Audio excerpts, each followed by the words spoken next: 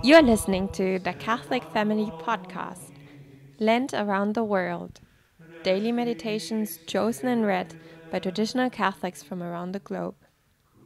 My name is Rebecca Braganza and I'm from India.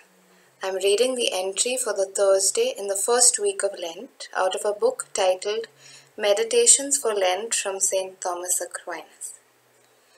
It was fitting that Christ should be crucified with the thieves. Christ was crucified between the thieves because such was the will of the Jews, and also because this was part of God's design. But the reasons why this was appointed were not the same in each of these cases. As far as the Jews were concerned, our Lord was crucified with the thieves on either side to encourage the suspicion that he too was a criminal. But it fell out otherwise. The thieves themselves have left not a trace in the remembrance of man, while his cross is everywhere held in honor. Kings, laying aside their crowns, have broidered the cross on their royal robes. They have placed it on their crowns, on their arms. It has its place on the very altars. Everywhere throughout the world we behold the splendor of the cross. In God's plan, Christ was crucified with the thieves in order that, as for our sakes he became accursed of the cross, so for our salvation he is crucified like an evil thing among evil things. Second, the Pope, Saint Leo the Great, says that the thieves were crucified one on either side of him, so that in the very appearance of the scene of his suffering there might be set forth that distinction which should be made in the judgment of each one of us.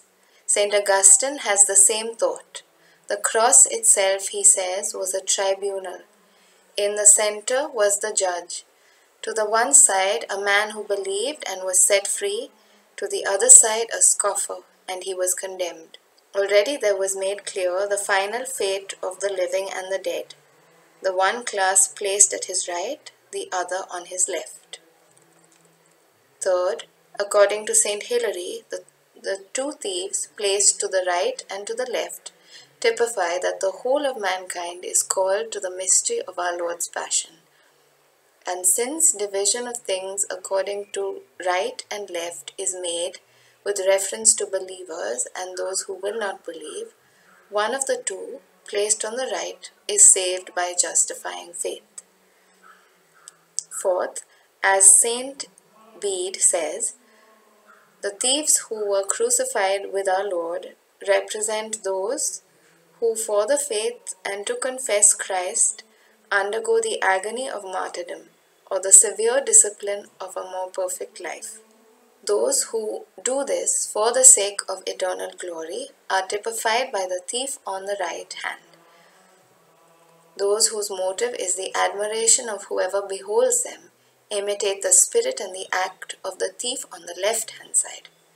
As Christ owed no debt in payment for which a man must die, but submitted to death of his own will in order to overcome death, so also he had not done anything on account of which he deserved to be put with the thieves, but of his own will he chose to be reckoned among the wicked, that by his power he might destroy wickedness itself. Which is why St. John Chrysostom says that to convert the thief on the cross and to turn him to paradise was a great miracle as the earthquake.